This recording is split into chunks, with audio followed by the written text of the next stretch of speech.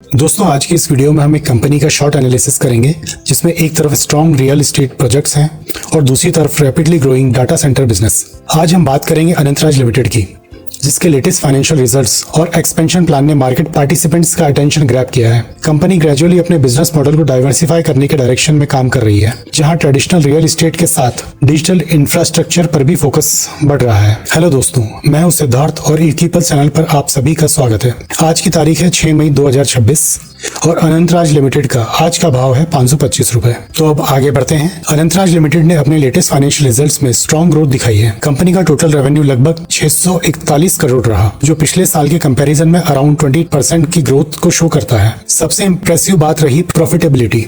EBITDA around 188 crore रहा। EBITDA margin improve होकर लगभग 28% तक पहुंच गए। प्रॉफिट बिफोर टैक्स और प्रॉफिट आफ्टर टैक्स दोनों में 30% से ज्यादा ग्रोथ देखने को मिली। पैट मार्जिन भी इंप्रूव हुए हैं, जो बेटर ऑपरेशनल एफिशिएंसी को इंडिकेट करता है। कंपनी ने ग्रोथ एक्सपेंशन को सपोर्ट करने के लिए 1100 करोड़ का QIP भी सक्सेसफुली रेज किया है, जहां इंस्टीट्यूशनल इन्वेस्टर्स का स्ट्रॉन्ग पार्टिसिपेशन देखने को मिला। साथ ही कंपनी की क्रेडिट रेटिंग भी अपग्रेड हुई है, जो इसकी फाइनेंशियल स्टेबिलिटी को और मजबूत करती है। अनंतराज का कोर बिजनेस अभी भी रियल एस्टेट ही है और कंपनी एग्रेसिवली अपने टाउनशिप और रेसिडेंशियल प्रोजेक्ट्स एक्सपेंड कर रही है, जिसमें एस्टेट 1 प्रोजेक्ट जो गुरुग्राम के सेक्टर 63A में हाई राइज रेसिडेंशियल प्रोजेक्ट है, उसकी लॉन्च की तैयारी चल रही है, जो प्रीमियम हाउसिंग डिमांड को टारगेट करेगा। प्रोजेक्ट डिलीवरीज की बात करें तो नव्य प्रोजेक्ट की डिलीवरी स्टार्ट होने वाली है। अशोक एस्टेट का मेजर डेवलपमेंट काफी हद तक कंप्लीट हो चुका है। अनंतराज एस्टेट अपनी मौजूदा टाउनशिप एक्सपेंशन, नए फेसेस और फ्यूचर डेवलपमेंट पोटेंशियल को काफी बढ़ा रहा है। कंपनी नए ग्रुप हाउसिंग प्रोजेक्ट्स के अप्रूवल और डेवलपमेंट पाइपलाइन पर काम कर रही है। कमर्शियल डेवलपमेंट की बात करें तो कमर्शियल टावर और कम्युनिटी सेंटर डेवलपमेंट्स भी ऑनगोइंग है, जो रिकरिंग इनकम अपॉर्चुनिटीज क्रिएट कर रहे हैं।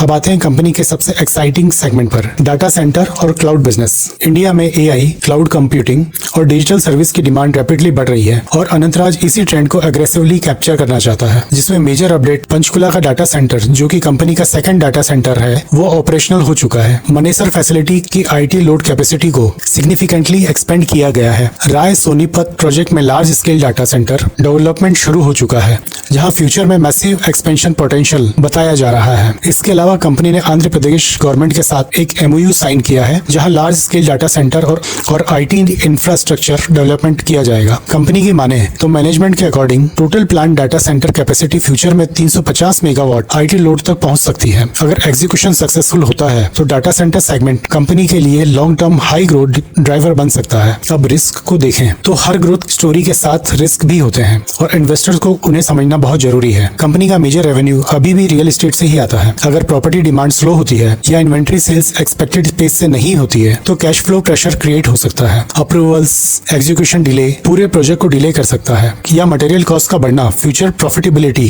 को इम्पैक्ट कर सकता है। वहीं डाटा सेंटर एक्सपेंशन में हैवी इन्वेस्टमेंट लगता है। अगर एक्सपेक्टेड डिमांड टाइमली जनरेट नहीं होती तो रिटर्न्स डिले हो सकते हैं। तो फाइनली ओवरऑल देखा जाए तो कंपनी एक ट्रांजिशन फेज में नजर आती है, जहां ट्रेडिशनल रियल एस्टेट के साथ डिजिटल इंफ्रास्ट्रक्चर बिजनेस को स्केल अप करने की कोशिश की जा रही है। आने वाले क्वार्टर में इन्वेस्टर्स और मार्केट पार्टिसिपेंट्स की नजर mainly project execution, cash flow management, depth levels और डाटा सेंटर बिजनेस की स्केलेबिलिटी पर रहेगी और यही फैक्टर्स फ्यूचर ग्रोथ ट्रेजेक्टरी को डिफाइन करेंगे। तो दोस्तों, आपको क्या लगता है आने वाले समय में अनंतराज का प्राइस क्या रहने वाला है? कमेंट करके जरूर बताएं। और हाँ, किसी भी तरह का इन्वेस्टमेंट डिसीजन लेने से पहले अपने फाइनेंशियल एडवाइजर से जरूर कंसल्ट करें। अगर आपको वीडियो पसंद आई हो तो लाइक, शेयर और सब्सक्राइब करना ना भूलिए। धन्यवाद।